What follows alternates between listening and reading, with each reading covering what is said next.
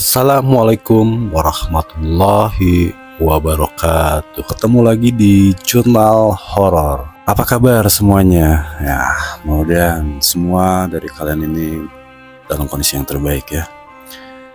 Sebelum masuk ke cerita, Jurnal Horor akan mengucapkan banyak terima kasih yang sudah subscribe, like juga, yang udah komen juga, yang udah share juga. Sekali lagi, Jurnal Horor mengucapkan banyak terima kasih.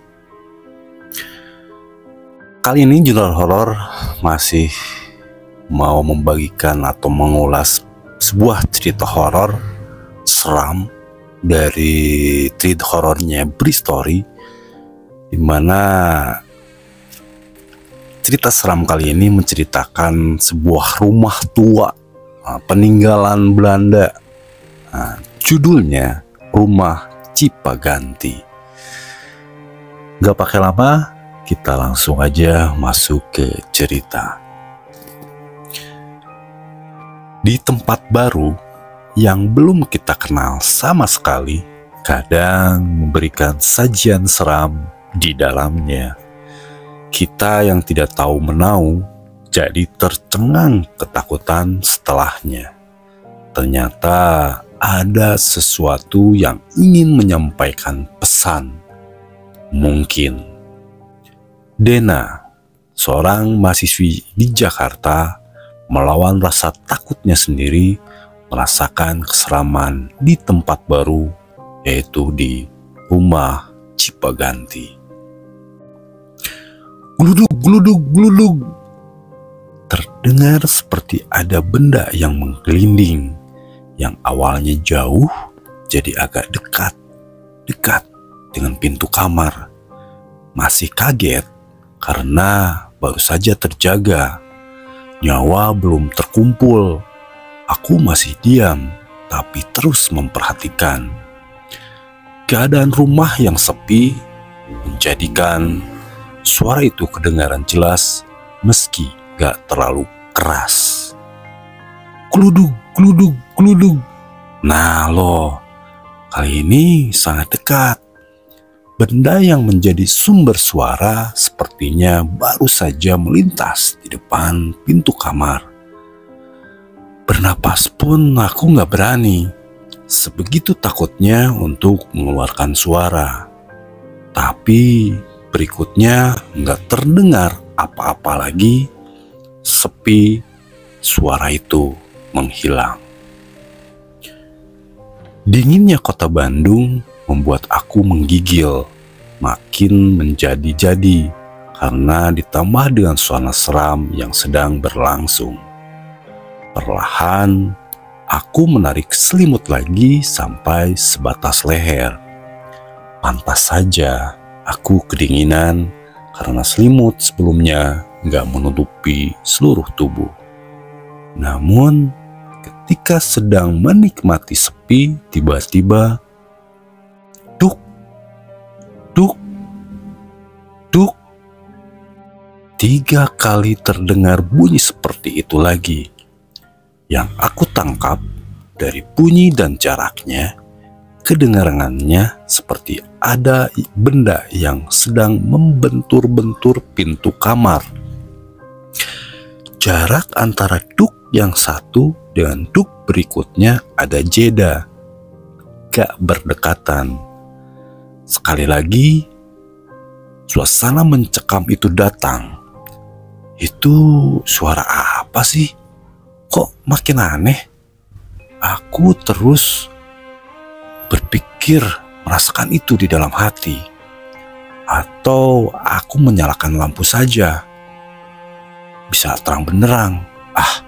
Mengambil beberapa langkah untuk berjalan menuju ke saklar pun gak berani. Gak mau mengeluarkan suara. Aku takut. Duk, kedengaran lagi. Kali ini hanya sekali. Setelah itu hilang, sepi lagi. Ngantukku sudah gak kerasa, sedikit pun gak.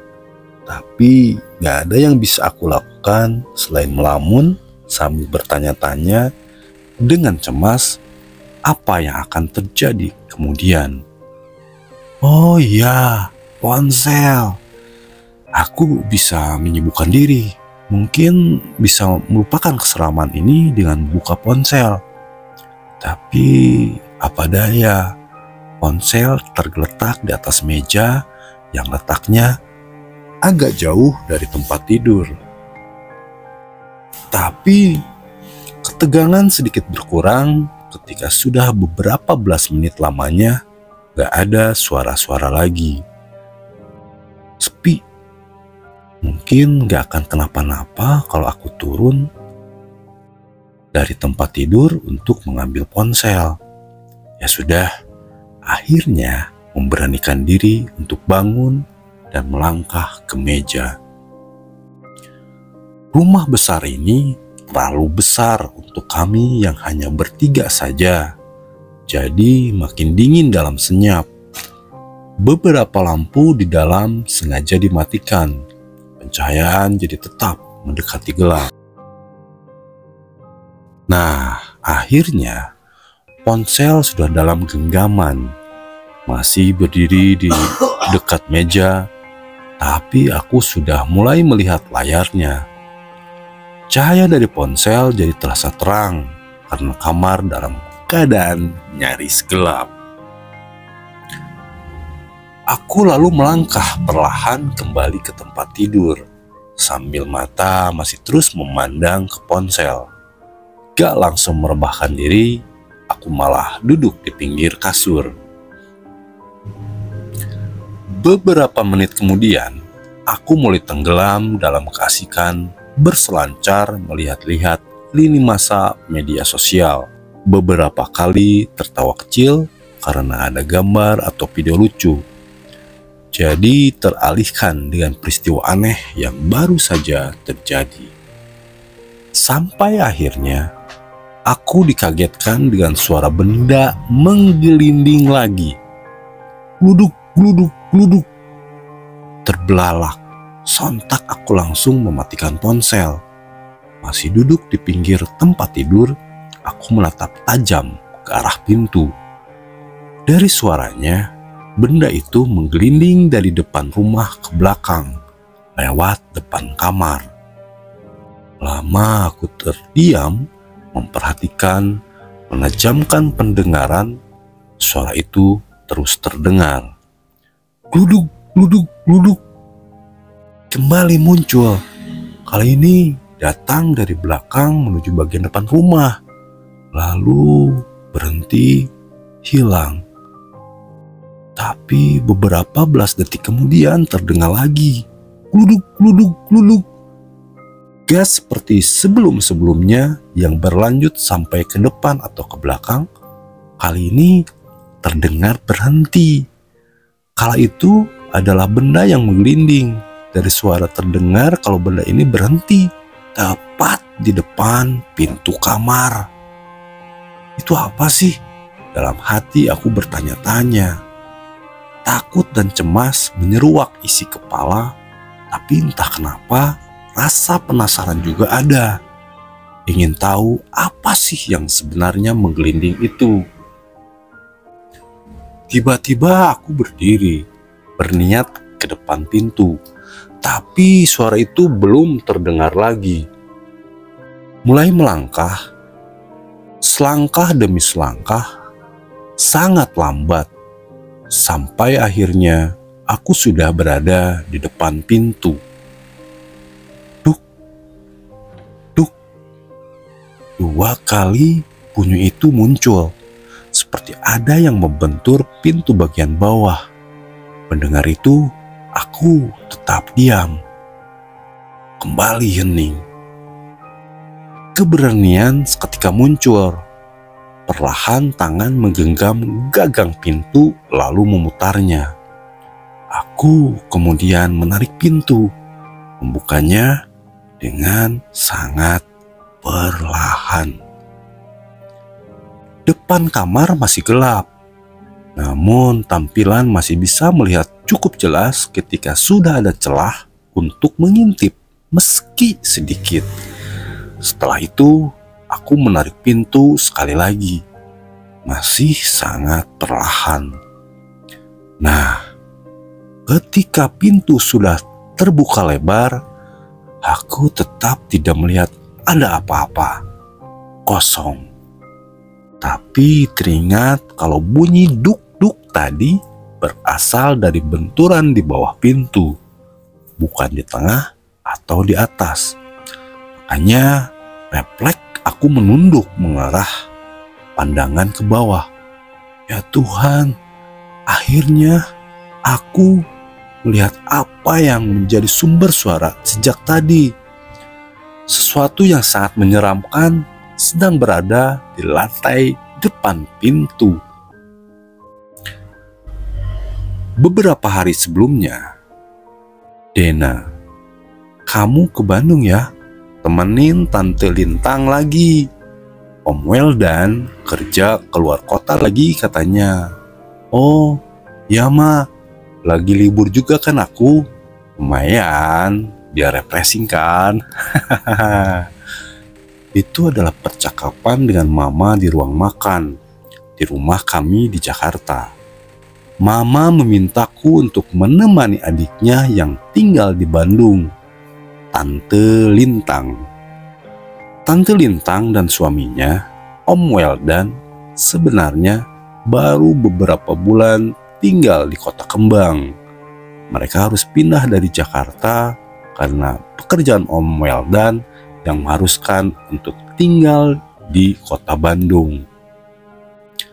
Tapi walaupun udah di Bandung, Om Weldan kok tetap aja sering kerja di luar kota ya Ma? Gimana sih? Kan kasihan Tante Lintang, tanyaku. Iya, tapi emang kerjaan Om Weldan mengharuskan begitu. Ya mau gimana lagi kan? Jawab Mama sambil tangannya sibuk membuat masakan. Harusnya nih Tante Lintang kesini aja, tinggal sama kita kalau pas Om Weldan tuh keluar kota Ma. Ah, kamu ini kan dia harus sekolah. Masa iya pulang pergi Jakarta Bandung setiap hari? Kan gak mungkin. Lagi pula bukannya kamu senang kalau harus nemenin Tante Lintang. Kamu bisa healing sebentar ke Bandung kan? Ya kan? Kayak banget mamaku buat semuanya nyebut healing. Tapi emang iya sih, yang tadi aku sangat jarang untuk sekedar jalan-jalan ke kota Bandung. Tapi karena ada Tante Lintang di sana, beberapa bulan belakangan ini aku jadi beberapa kali juga ke Bandung. Waktunya juga agak tepat. Jadwal kuliah aku sedang agak kosong. Menjelang sidang akhir ini, aku hanya mengambil beberapa mata kuliah remedial untuk memperbaiki nilai. Aku jadi punya cukup banyak waktu luang. Makanya gak ada masalah kalau aku harus ke Bandung menemani Tante Lintang.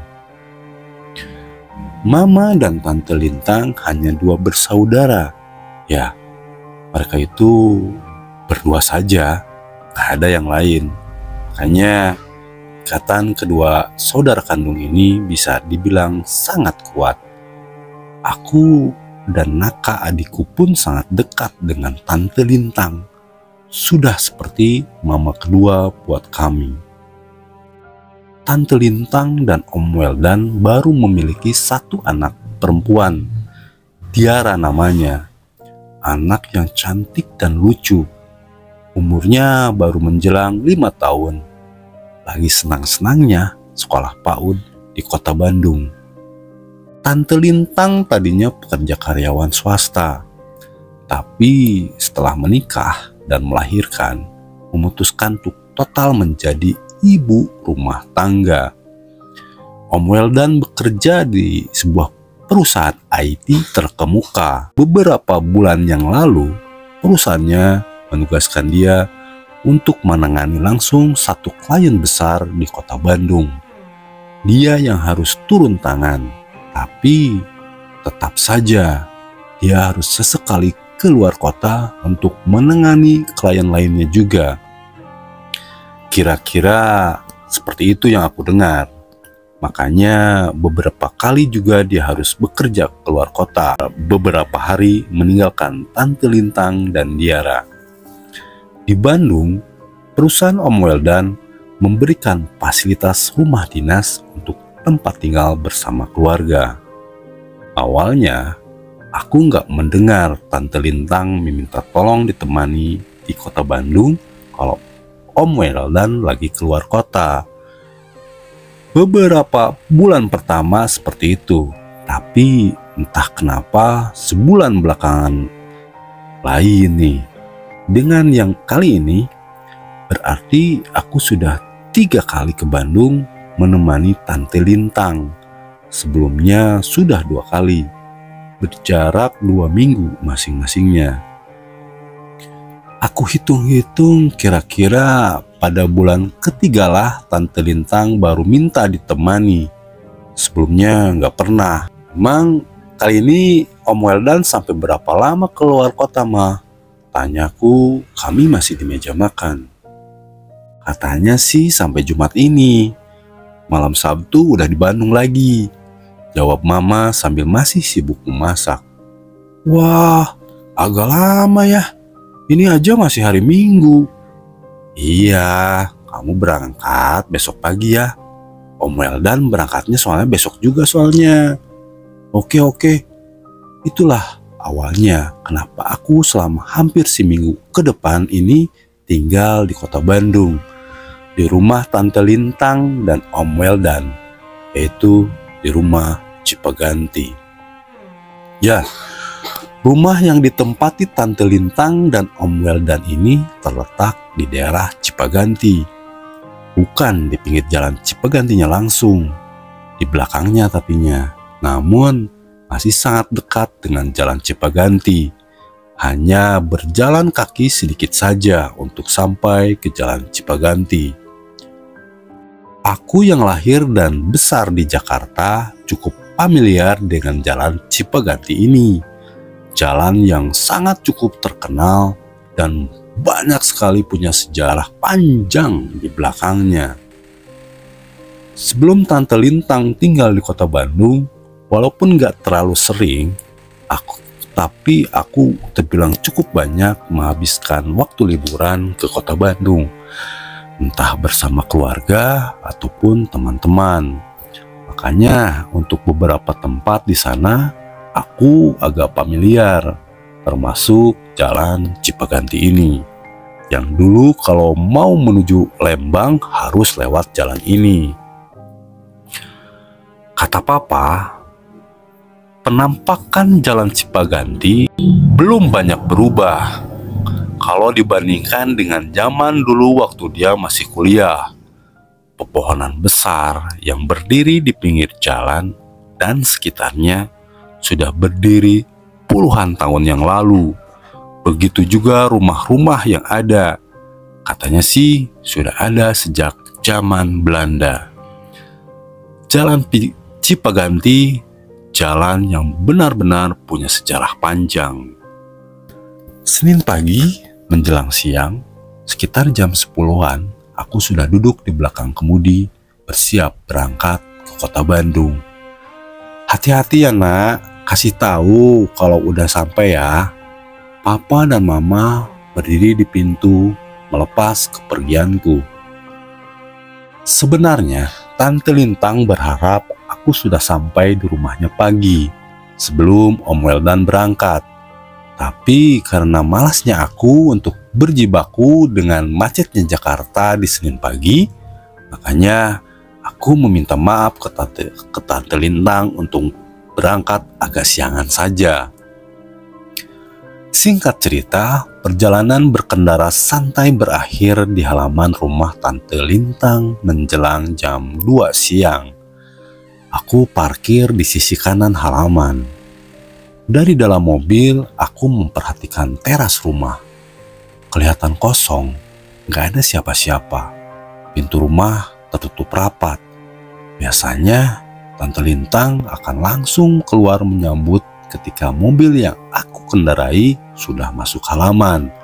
Tapi, kali ini tidak begitu. Oh, Mungkin Tante Lintang lagi tidur, pikirku dalam hati. Tanpa pikir panjang, aku lalu turun dari mobil dan beberapa tas yang aku bawa. Rumah dengan arsitektur dasar merupakan desain rumah Belanda, namun sudah dipadukan dengan beberapa desain kekinian modern, namun tetap kental dengan gaya Belandanya. Bukan rumah tingkat, namun cukup besar, memanjang. Rumah dengan 4 kamar di dalamnya, lengkap dengan ruang tamu dan ruang keluarga. Sesampainya di teras, aku langsung mengetuk pintu, tapi nggak ada jawaban. Tante Lintang atau Diara nggak terlihat muncul dari dalam. Sekali lagi aku mengetuk, tetap tidak ada jawaban. Kemana sih Tante Lintang? Tidur apa ya? Di sisi kiri pintu, ada jendela besar yang sebagiannya terbuat dari kaca. Lewat jendela ini, aku lalu mengintip ke dalam. Memang tidak bisa melihat dengan jelas ke dalam karena tertutup tirai. Tapi lihatnya aku bisa mengintip sedikit dari celah kecil. Dan benar, aku bisa melihat ke dalam. Kelihatannya rumah dalam keadaan kosong. Aku melihat pintu ruang tamu yang menghubungkan dengan ruang tengah dalam keadaan terbuka. Jadi aku bisa melihat sampai ke ruang tengah, tapi samar. Nah, ketika sedang asik memperhatikan, tiba-tiba aku terkejut karena melihat ada pergerakan di ruang tengah. Sepersekian detik, aku melihat ada pergerakan seseorang di ruang tengah. Bergerak berjalan, melangkah dari sisi kanan menuju sisi kiri. Hanya sekejap, tapi aku yakin kalau itu memang ada orang. Tante! Refleks aku memanggil Tante Lintang, tapi nggak ada jawaban. Tante Lintang cek amat dipanggil, keluh aku dalam hati. Akhirnya aku memutuskan untuk duduk di kursi teras, lalu mengeluarkan ponsel bermaksud menghubungi Tante Lintang. Baru percobaan pertama, panggilan telepon langsung ada jawaban. Halo Tante, aku udah sampai nih, udah di depan rumah. Bukain pintu dong, aku membuka percakapan. Hahaha, kakak udah sampai ya? Tunggu sebentar ya sayang, Tante bentar lagi sampai rumah. Tadi ada nyari sesuatu dulu gitu di daerah Dago. Maaf ya, jawab Tante Lintang di ujung telepon. Hah? Tante Lintang lagi gak ada di rumah? Terus di rumah gak ada siapa-siapa Tan? Tanyaku memastikan. Ya gak ada lah, siapa lagi? Jawab Tante Lintang yakin. Ternyata rumah ini kosong. Gak berapa lama kemudian Tante Lintang dan Diara datang. Yang aku sudah ceritakan di awal tadi, kalau sebenarnya ini sudah yang ketiga kali aku menemani Tante Lintang di rumahnya. Bulan-bulan pertama tinggal di kota Bandung, Tante Lintang kelihatannya nggak ada masalah tinggal di rumah sendirian. Tapi entah kenapa 1 bulan terakhir dia mulai meminta aku menemani. Gak mau sendirian lagi. Ketika ditanya pun jawabannya hanya, cuman gak mau sendirian aja. Kalau ada kakak kan enak, gak terlalu sepi.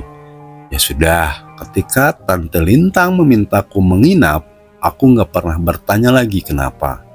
Aku sih senang-senang aja ketika harus ke Bandung, refreshing. Tapi setelah kali kedua menginap, aku mulai paham. Sampai akhirnya nanti aku akan tahu kenapa Tante Lintang gak mau ditinggal sendirian.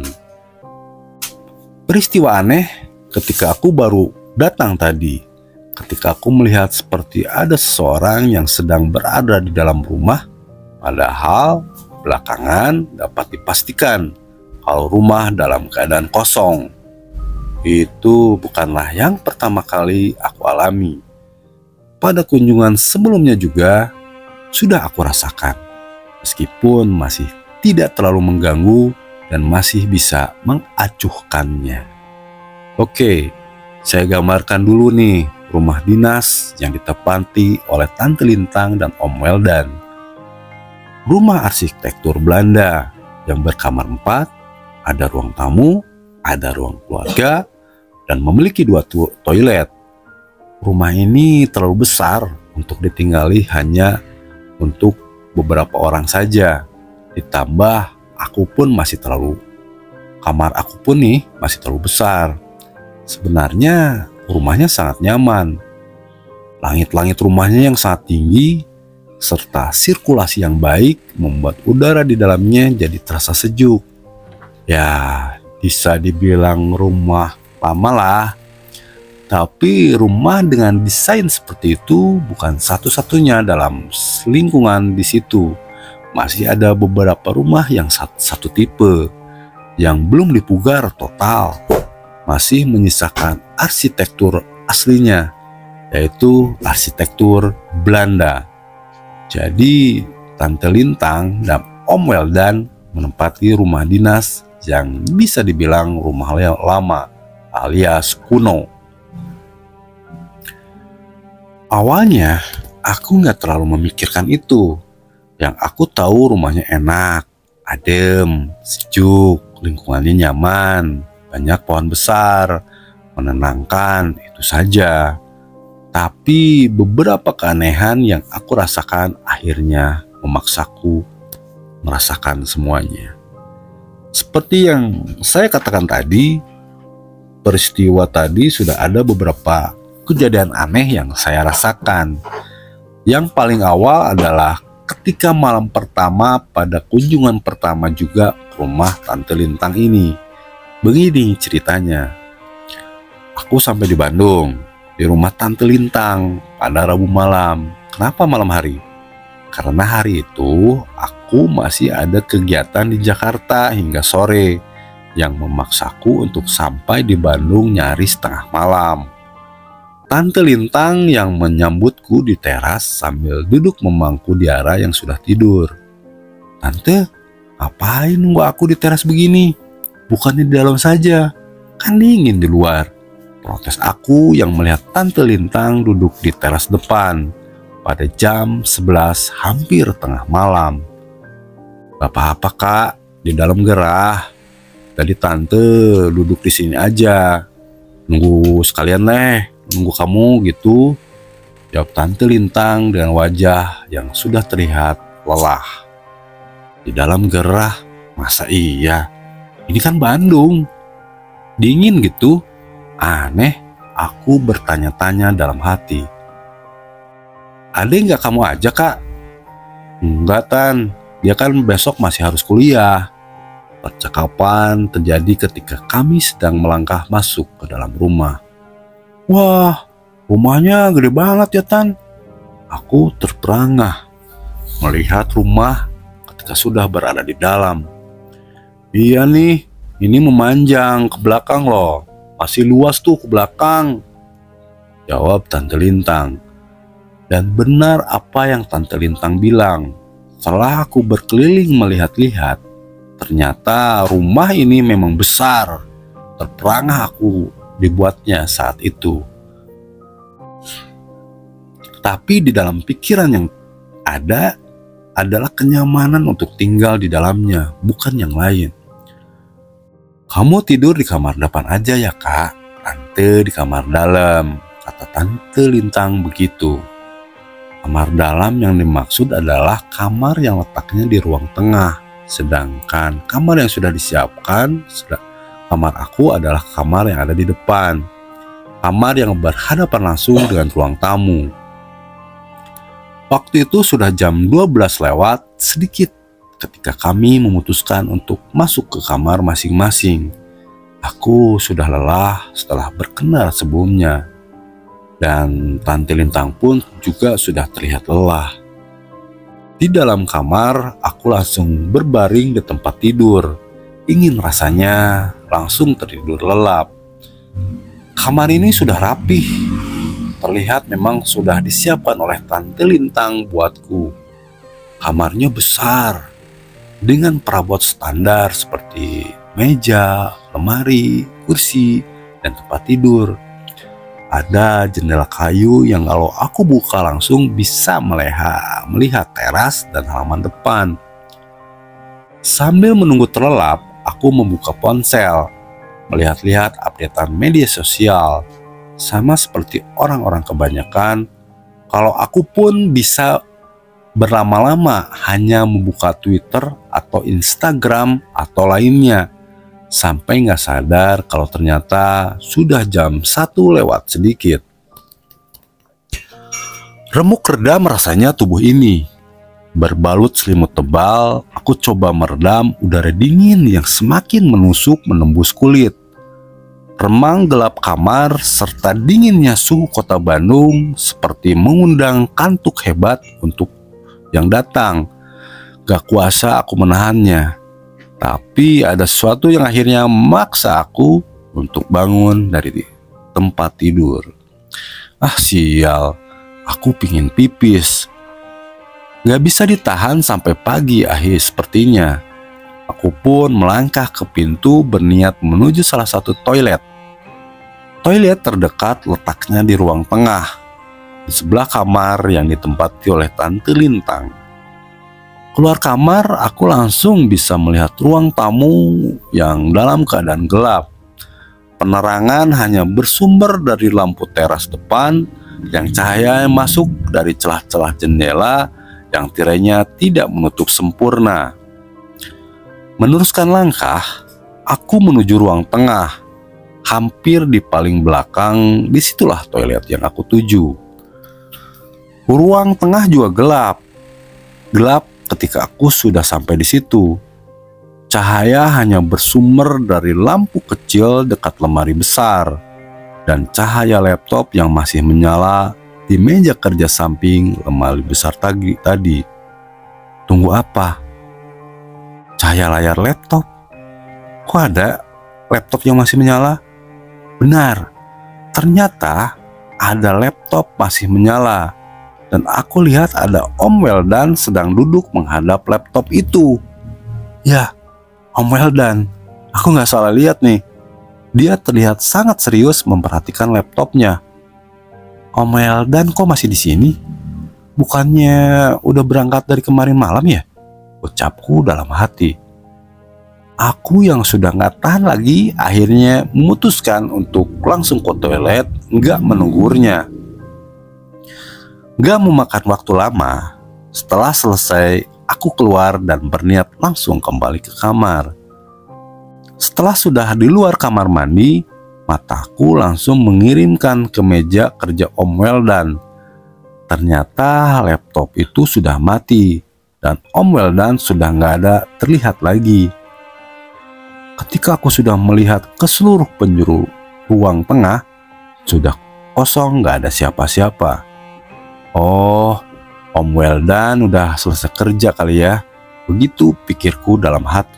Sesampainya di kamar, aku langsung tertidur lelap. Besok paginya terjadi percakapan aneh dengan Tante Lintang. Tante, tadi malam aku melihat Om Weldan di meja kerjanya. Emang dia balik lagi? Kan Tante bilang Om Weldan udah berangkat hari Selasa. Tanyaku di meja makan. Hah? Om Weldan? Oh, ya. Tante lupa kasih tahu kalau Om Weldan balik lagi tadi malam. Katanya ada yang ketinggalan. Jawab Tante Lintang terlihat gelagapan menjawabnya. Entah kenapa. Saat itu aku nggak tahu. Tadi siangnya aku dapat pesan WhatsApp dari Om Weldan. Kira-kira isinya pesannya tuh begini. Kak, udah di Bandung kan? Jadi bisakah kamu manggil tante kamu? Udah Om, dari tadi malam. Oh syukurlah. Maaf ngerepotin ya. Apa-apa Om, sekalian jalan-jalan lah. Ya sudah kalau begitu. Om agak lama nih. Mungkin Senin atau Selasa depan Om baru pulang. Masih banyak kerjaan. Ini juga Om baru sampai Aceh. Perjalanan jauh dari Riau lewat darat dari kemarin siang. Salah satu jawaban panjang Om Weldan sedikit mengernyitkan kalimat dahiku. Dari kemarin siang, Om Weldan melakukan perjalanan darat menuju Banda Aceh. Berarti tadi malam Om Weldan sedang di Sumatera. Lalu, siapa yang kulihat semalam duduk di depan laptop? Langsung banyak pertanyaan nih di dalam kepala. Kenapa Tante Lintang menutupi dengan bilang kalau Om Weldan ini memang sedang balik lagi ke rumah? Apa itu bukan Om Weldan? Meskipun dalam remang cahaya, dan aku bisa melihatnya dari samping, tapi aku yakin kalau itu adalah Om Weldan, bukan orang lain. Itu keanehan pertama yang aku alami. Berikutnya masih ada beberapa kenjagalan lain. Aku lupa entah pada kunjungan pertama atau yang kedua ke rumah Cibaganti ini. Yang pasti waktunya adalah malam kedua kunjunganku saat itu. Aku mengalami mimpi yang aneh, mimpi yang menurutku nyaris seperti visualisasi nyata. Siangnya aku sengaja berjalan-jalan di kota Bandung. Aku mencari kuliner menarik yang enggak aku dapatkan di Jakarta. Dan berakhir ngopi di salah satu kafe asik di daerah Ciumbuluit. Lelah, nggak terlalu, karena menyenangkan. Tapi malamnya aku merasa sangat ketakutan. Padahal belum terlalu larut, sekitar jam 10 aku sudah terlelap. Saat inilah aku mengalami mimpi yang aneh. Di dalam mimpi, berawal ketika aku seperti sedang berada di rumah Cipaganti ini. Berada di dalam kamar yang biasa aku tempati kalau sedang berkunjung. Posisiku di tempat tidur seperti baru saja terjaga.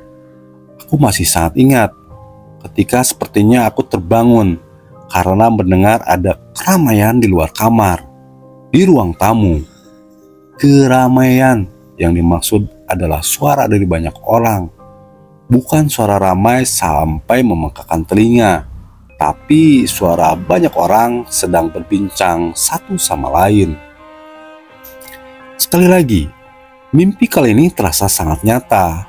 Belum pernah saya mengalami mimpi sejelas itu. Masih di dalam mimpi, terdengar suara orang-orang itu. Aku tentu saja jadi penasaran. Ada apa sih di luar kamar? Sedang ada acara apa gitu? Lalu aku bangkit dari tempat tidur.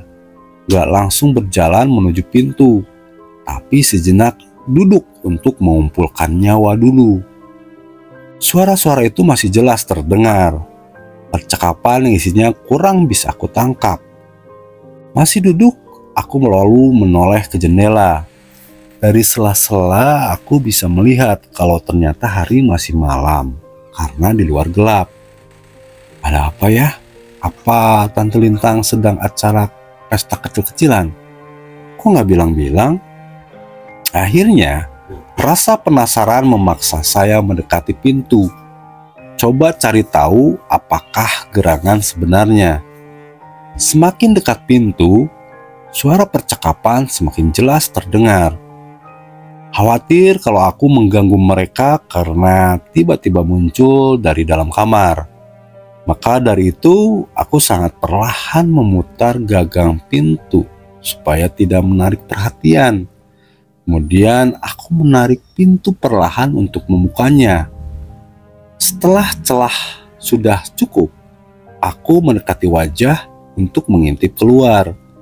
Benar, di ruang tamu banyak orang dan lampu yang menyala terang. Yang mampu aku lihat, ada sekitar 6 atau 8 orang. Ada yang sedang duduk di sofa, ada pula yang berdiri. Semua berposisi sedang berbincang satu sama lain. Di ruang tengah itu, aku nggak melihat Tante Lintang atau Om Weldan. Semuanya adalah wajah-wajah yang nggak aku kenal. Saking asiknya memperhatikan, sampai nggak sadar kalau sudah membuka pintu terlalu lebar. Aku jadi menarik perhatian. Salah satunya perempuan di sofa besar yang posisinya memang terus menghadapku. Aku melihat perempuan setengah bayi ini tersenyum ke arahku. Dia tersenyum padaku. Aku lalu membalas senyumannya sambil sedikit menggagungkan kepala. Ya sudah, kepalang tanggung, aku kemudian membuka pintu. Akan sekalian mencari Tante Lintang atau Om Weldan. Sambil menyapa satu persatu tamu sambil tersenyum, aku berjalan menuju pintu yang menghubungkan ruang tamu dan ruang tengah. Sampainya di ruang tengah, ternyata sama. Banyak orang juga. Dan sama juga kalau aku tidak kenal mereka. Semuanya asing. Namun ada yang cukup menarik perhatian. Ternyata di antara tamu-tamu ini banyak yang bertampang bule, alias orang-orang Eropa. Mereka terlihat berbeda dari cara berpakaian dan bicaranya. Lagi-lagi aku nggak melihat ada Tante Lintang dan Om Weldan. Oh iya, sama dengan ruang tamu tadi, di ruang tengah juga lampunya terang benderang. Karena tidak melihat Tante Lintang dan suaminya, aku memutuskan untuk ke toilet saja. Sekalian aku mau buang air kecil mumpung sedang berada di ruang tengah. Selesai pipis, aku langsung keluar. Pada saat inilah aku sedikit terkejut. Berdiri diam di depan pintu kamar mandi lalu memandang sekeliling. Ternyata masalahnya sudah jauh berbeda. Yang tadi terang benderang berubah menjadi temaram. Bukan gelap total, tapi remang yang masih bisa melihat semua yang ada di ruangan. Meski lampu menyala seadanya, meski temaram, aku masih bisa melihat keberadaan orang-orang yang tadi aku lihat sebelum masuk kamar mandi. Orang-orang yang sama dan masih dalam posisi yang sama pula. Mereka masih ada. Aku masih diam sambil terus memperhatikan. Seperti yang aku bilang tadi, meski tidak terang benderang seperti sebelumnya, tapi aku masih bisa melihat semuanya. Meski ada beberapa yang terlihat hanya dalam bentuk siluet hitam. Cukup lama aku memperhatikan, sampai akhirnya pandangan terhenti di satu sosok yang sedang berdiri sendirian di sebelah lemari, bertahan di depan pintu kamar Tante Lintang. Awalnya melihat sosok itu sambil aku mengucek-ngucek mata, coba memperjelas penglihatan. Karena ada keanehan, tapi nggak ada yang berubah setelah aku mengucek mata. Masih kulihat keanehan yang sama. Bukan keanehan, tapi keseraman. Ada apa dengan sosok yang sedang berdiri sendirian itu? Ternyata sosok itu berdiri diam tanpa kepala. Setelah sadar, aku langsung terkesiap dari lamunan. Aku yakin penglihatanku benar. Kalau ternyata sosok itu berdiri hanya tubuhnya saja, tanpa kepala. Aku beralih ke depan, menuju kamar, tanpa melihat sedikit pun ke belakang. Tapi penasaran, sampainya di pintu ruang tengah, aku menoleh ke belakang. Ternyata pemandangan sudah berubah. Yang tadinya banyak orang-orang cukup ramai, tiba-tiba ruangan tampak kosong. Gak ada ya orang sama sekali. Kecuali sosok orang yang tanpa kepala tadi. Dia tetap berdiri di tempatnya. Aku teringat. Lagi-lagi aku tersadar ketika melihat sosok seram itu mulai melangkahkan kaki, mulai berjalan menuju ke tempat aku berdiri. Sontak aku langsung mengeluarkan badan, berniat untuk lari masuk kamar.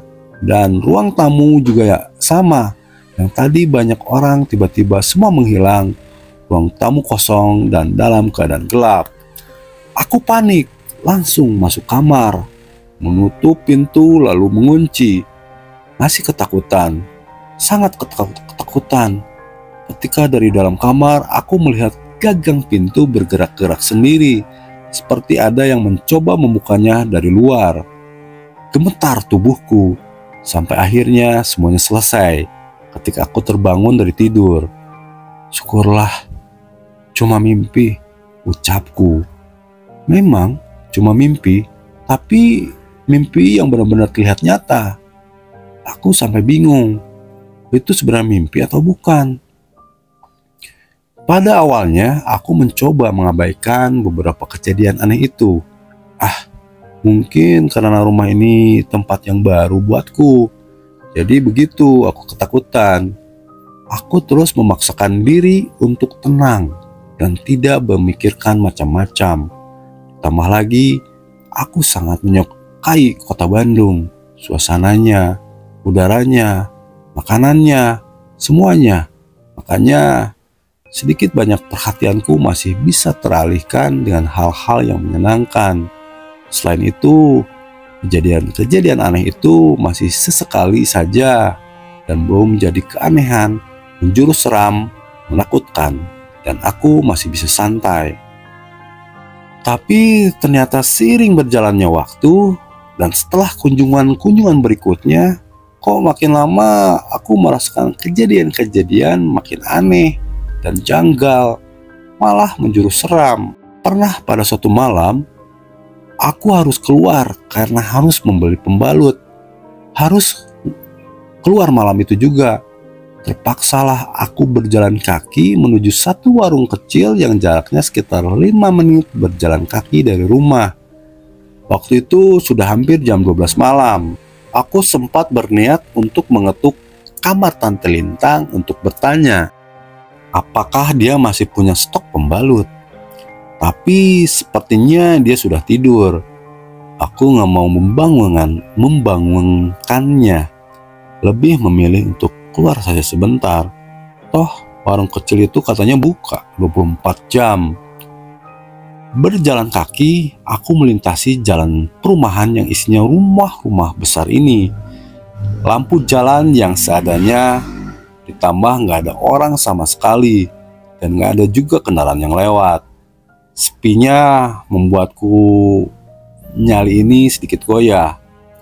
Tapi ya mau gimana lagi, aku harus ke warung itu. "Neng, tinggal di mana?" tanya bapak penjaga warung setelah aku sampai dan selesai bertransaksi. "Di rumah tante saya, Pak. Sedang liburan aja." "Oh, rumah yang mana?" "Rumah yang kedua dari ujung loh, Pak, yang itu." "Oh, rumah itu. Rumah yang pernah lama kosong ya?" Aku hanya tersenyum. "Pulangnya hati-hati ya, Neng. Mana sendirian lagi. Kalau ada apa-apa jangan diwaro, cuekin aja," kata bapak itu lagi. "Emang ada apa, Pak?" Aku penasaran dong. "Enggak, Neng. Pokoknya langsung masuk rumah aja." Omongan yang membuat aku sedikit berpikir kesana kemari. Tapi ya sudahlah, aku mengiyakan omongannya, lalu buru-buru pamit pulang. Perjalanan pulang aku melewati jalan yang sama. Masalahnya juga masih sama, sepi dan pencahayaan seadanya. Aku perhatikan setiap rumah yang aku lalui, semuanya seperti gak ada kehidupan di dalamnya. Seseorang penghuninya memang gak ada atau sudah tidur, tapi beberapa lampunya menyala meski gak terang. Semakin dekat, langkahku semakin cepat. Aku ingin buru-buru sampai dan masuk ke rumah. Tinggal beberapa rumah lagi. Langkah semakin cepat. Rumah Tante Lintang ini memang hampir paling ujung jalan. Di depannya ada 2 pohon besar. Yang satu bertahan di depan rumah dekat pagar, yang satu lagi di seberang jalan. Nah, ketika aku hampir di pagar rumah, aku melihat ada sesuatu di bawah pohon besar yang letaknya di seberang jalan. Pohon ini tidak ada penerangan, nyaris gelap total. Tapi aku masih melihat ada yang berbeda di bawah pohonnya.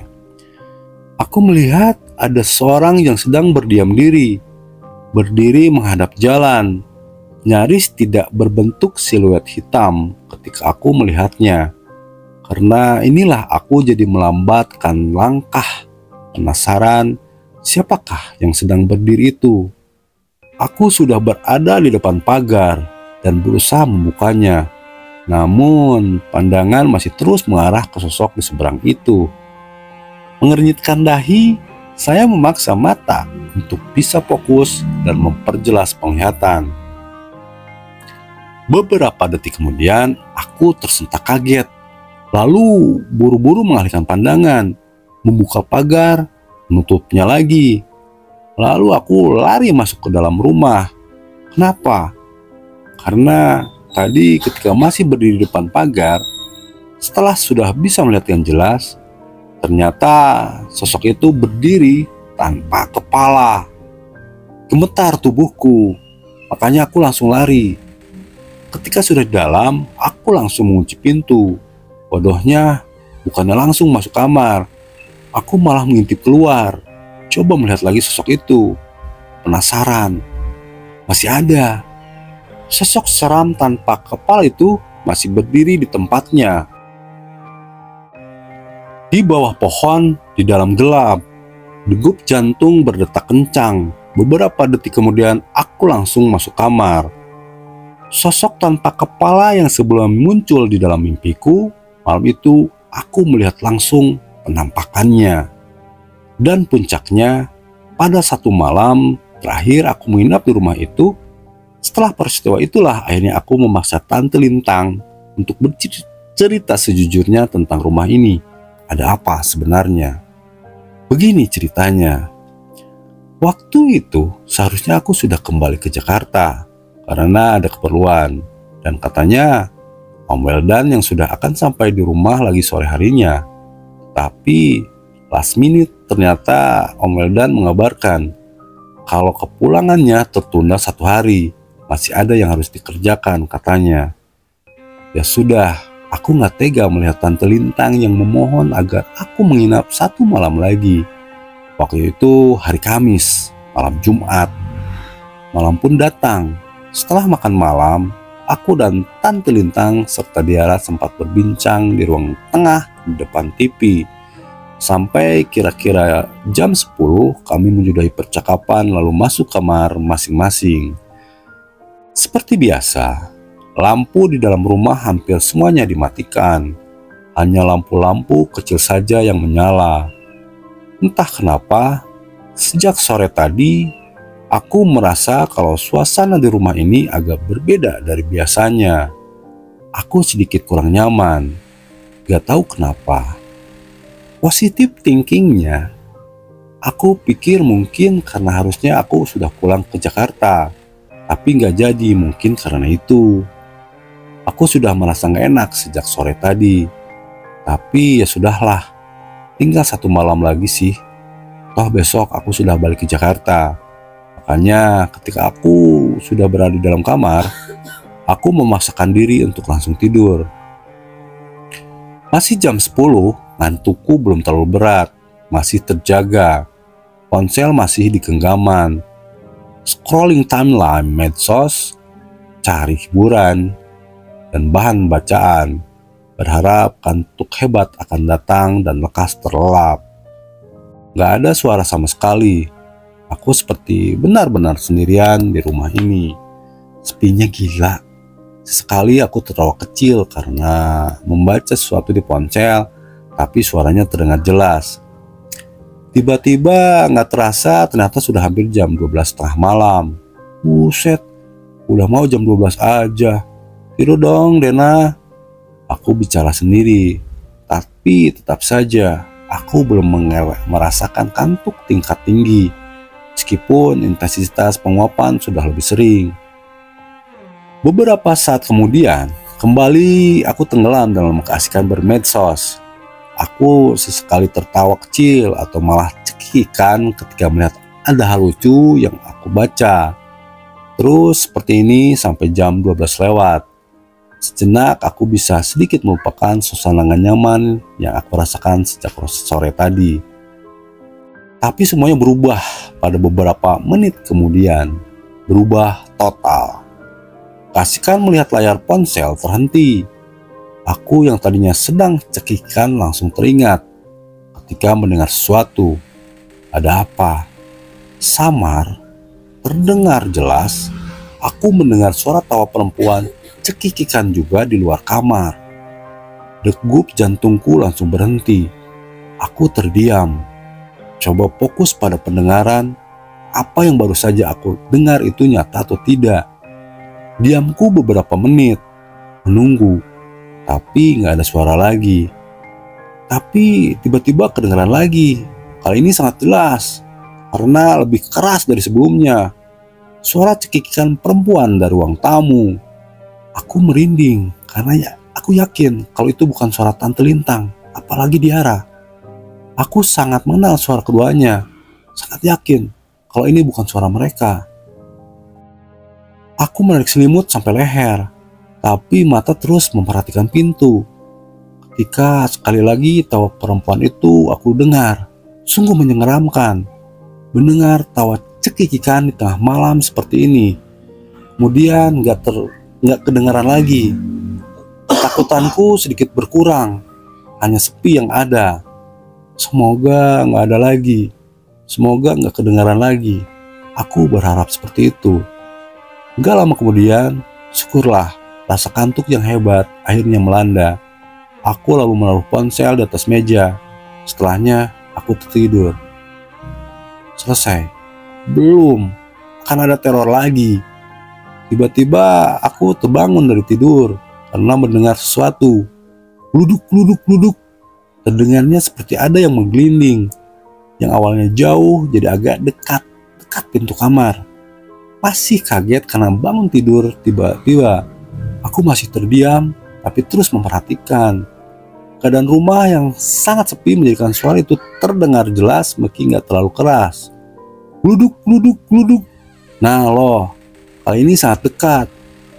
Benda yang jadi sumber suara sepertinya baru saja melintas di depan pintu kamar. Bernapas pun aku nggak berani. Sebegitu takutnya untuk mengeluarkan suara. Tapi berikutnya nggak terdengar lagi. Sepi, suara itu menghilang. Dinginnya kota Bandung yang menambah suasana tambah seram juga sedang berlangsung. Perlahan menarik selimut lagi sampai sebatas leher. Pantas saja aku kedinginan karena sebelumnya selimut nggak menutupi tubuh. Namun ketika sedang menikmati sepi, tiba-tiba duk, duk, duk. 3 kali terdengar bunyi seperti itu. Suara apakah? Yang aku tangkap dari bunyi dan jaraknya terdengar seperti ada benda yang sedang membentur-bentur pintu kamar. Jarak antara duk yang satu dan berikutnya ada jeda, nggak berdekatan. Kembali suasana mencekam itu datang. Itu suara apa sih? Kok makin aneh? Gumamku dalam hati. Atau aku menyalakan lampu saja supaya biar terang benderang. Untuk mengambil beberapa langkah ke saklar listrik pun aku nggak berani. Nggak mau membuat suara. Aku takut. Duk. Kedengaran lagi. Kali ini hanya sekali. Setelah itu hilang. Sepi lagi. Ngantukku sudah nggak terasa. Sedikit pun nggak. Tapi nggak ada yang bisa aku lakukan selain melamun sambil bertanya-tanya dan cemas apa yang akan terjadi kemudian. Oh iya, ponsel. Aku bisa menyembuhkan diri. Tapi apa daya, ponsel diletakkan di atas meja yang letaknya agak jauh dari tempat tidur. Tapi ya sudah, beberapa belas menit lamanya gak ada suara-suara lagi. Mungkin gak akan kenapa-napa kalau aku turun dari tempat tidur untuk mengambil ponsel. Ya sudah, akhirnya aku memberanikan diri untuk bangun dan melangkah. Rumah besar ini terlalu besar untuk kami yang hanya bertiga saja. Jadi makin dingin dalam senyap. Beberapa lampu sengaja dimatikan. Pencahayaan jadi tetap menjadi gelap. Ponsel sudah dalam genggaman. Masih berdiri di dekat meja, tapi aku sudah mulai melihat-lihat layarnya. Cahaya dari ponsel jadi terasa terang karena lampu kamar memang redup. Aku langkah perlahan kembali menuju tempat tidur, sambil mata terus memandang ke ponsel. Tidak langsung merebahkan diri, aku malah duduk di tepi kasur dengan pandangan belum lepas dari ponsel. Beberapa menit kemudian, aku mulai tenggelam dalam kasihkan berselanjar, melihat-lihat lini masa media sosial. Beberapa kali tertawa kecil karena gambar atau video lucu. Jadi teralihkan dengan peristiwa aneh yang baru saja terjadi. Sampai akhirnya aku dikagetkan dengan suara benda menggelinding lagi. Gluduk, gluduk, gluduk. Sontak aku langsung mematikan ponsel. Masih duduk di pinggir tempat tidur mengarah ke pintu. Dari suaranya, benda itu menggelinding dari depan rumah ke belakang lewat depan kamar. Lalu aku mendengarkan, memperhatikan, menajamkan pendengaran. Suara itu terus terdengar. Gluduk, gluduk, gluduk. Kembali terdengar. Kali ini datang dari belakang menuju bagian depan rumah. Berhenti. Suaranya hilang. Tapi beberapa belas detik kemudian terdengar lagi. Gluduk, gluduk, gluduk. Gak seperti sebelum-sebelumnya yang berlanjut sampai ke depan atau belakang. Kali ini terdengar berhenti. Kali itu adalah benda yang menggelinding. Dari suara terdengar kalau benda itu berhenti tepat di depan kamar. Itu apa sih? Dalam hati aku bertanya-tanya. Takut dan cemas menyeruak isi kepala. Tapi entah kenapa rasa penasaran juga ada. Ingin tahu apa sih yang sebenarnya yang menggelinding itu. Tiba-tiba aku sudah berdiri, berniat ke pintu, tapi suara itu belum terdengar lagi. Mulai melangkah, selangkah demi selangkah, perlahan, sampai akhirnya aku sudah berada di depan pintu. Duk, duk. 2 kali bunyi itu muncul, seperti ada yang membentur-benturkan pintu bagian bawah. Mendengar itu, aku tetap diam, kembali hening. Keberanian ketika muncul, perlahan tangan menggenggam pintu, lalu memutarnya. Aku kemudian menarik pintu, membukanya dengan sangat perlahan. Depan kamar masih gelap, namun tampilan masih bisa melihat cukup jelas ketika sudah ada celah untuk mengintip sedikit demi sedikit. Setelah itu, aku menarik pintu sekali lagi, masih sangat perlahan. Nah, ketika pintu sudah terbuka lebar, aku tetap tidak melihat ada apa-apa, kosong. Tapi teringat nih kalau bunyi duk-duk tadi berasal dari benturan di bagian bawah pintu, bukan di tengah atau di atas. Makanya aku refleks menunduk lalu memperhatikan ke bawah.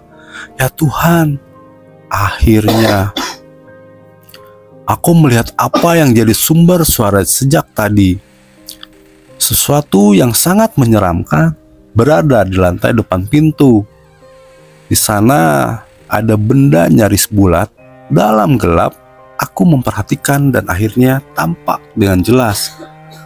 Aku melihat ada kepala manusia lengkap dengan wajah dan rambut.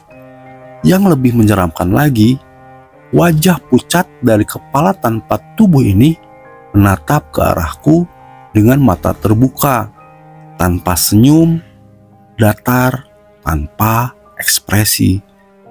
Tuhan, aku ketakutan hingga tubuh gak bisa bergerak, bertatapan langsung dengan kepala yang sedang berada di lantai. Nyaris menangis, dalam hati aku membaca doa sebiasanya. Entah dapat kekuatan dari mana, akhirnya aku sadar dan bisa menarik gagang pintu, kemudian menutupnya. Aku langsung lari ke tempat tidur, merebahkan diri, selimut tarik lagi, sambil terus menatap pintu. Suara seram itu hilang, enggak kedengaran lagi. Hening, sepi. Selesai? Masih belum. Beberapa saat kemudian, saya melihat pintu bergerak-gerak sendiri, seperti ada yang ingin membukanya dari luar. Gemetar tubuhku melihatnya. Menangis kecil aku ketakutan ketika akhirnya aku melihat kalau pintu kamar perlahan mulai terbuka sendiri. Aku lemas, pasrah ketakutan. Jantung seperti berhenti berdetak. Ketika dalam gelap, aku melihat ada sosok yang sepertinya adalah sosok yang mencoba membuka pintu. Ya, ternyata ada sosok lelaki dengan tubuh tanpa kepala sedang berdiri di depan pintu kamar. Aku menangis, ketakutan, lemas. Sungguh sangat menyeramkan ya Tuhan. Aku nggak kuat. Setelah itu aku nggak ingat apa-apa lagi. Kak, bangun, sudah siang. Suara Tante Lintang terjaga. Aku melihat sudah ada cahaya matahari menembus jendela kamar. Ayo sarapan, Tante udah beliin kupat tahu, senyum Tante Lintang. Padahal aku masih trauma, masih teringat kejadian malam tadi. Pagi itu memang menjadwalkan aku pulang ke Jakarta, karena siang nanti Om Weldan sudah kembali. Singkat cerita, sebelum pulang aku berbincang dengan Tante Lintang di teras rumah. Tante, jujur deh, kenapa sih belakangan Tante nyuruh aku nginap di sini? Padahal awalnya enggak. Jujur aja Tan, gak apa-apa, tanyaku. Nggak ada Kak, Tante pingin ada teman aja. Tante Lintang masih menutupi. Udahlah Tante, aku kali ngerasain kejadian seram di rumah ini. Tadi malam puncaknya, seram banget. Lanjutku memaksa Tante Lintang untuk bicara. Sampai akhirnya Tante Lintang mau bicara juga. Pelan-pelan dia bercerita kalau di rumah ini dia dan Diara sering mengalami peristiwa seram kalau Om Weldan sedang gak ada. Awalnya gak pernah ada apa-apa, tapi lama-kelamaan terjadi beberapa kali kejadian seram yang sudah dalam taraf mengganggu. Tante Lintang gak tahan, sampai akhirnya minta tolong aku menemaninya. Kemudian kami menceritakan semuanya, semua yang pernah aku dan Tante Lintang alami di rumah ini, di rumah Cipaganti. Nah itulah feed horornya Bri Story. Nanti linknya akan dicantumkan di bawah ya, biar kalian nanti bisa langsung baca feed horornya dari Bri Story ini. Makanya selalu ingat bahwa kita hidup di dunia ini tidak sendirian. Kita benar-benar berdampingan sama mereka makhluk tak kasat mata. Dan ingat, masih banyak hal-hal di luar nalar yang memang tidak bisa dipecahkan secara logika. Terima kasih yang sudah berkunjung, yang sudah mampir di Jurnal Horor. Dan terima kasih juga Jurnal Horor ini mengucapkan nih, terima kasih banyak buat semua yang sudah subscribe. Yang belum subscribe silahkan subscribe. Yang sudah like juga terima kasih. Komen juga tuh, share juga buat teman-teman kalian. Sampai ketemu lagi di Jurnal Horor, di cerita-cerita yang lebih menyeramkan lagi. Salam horor.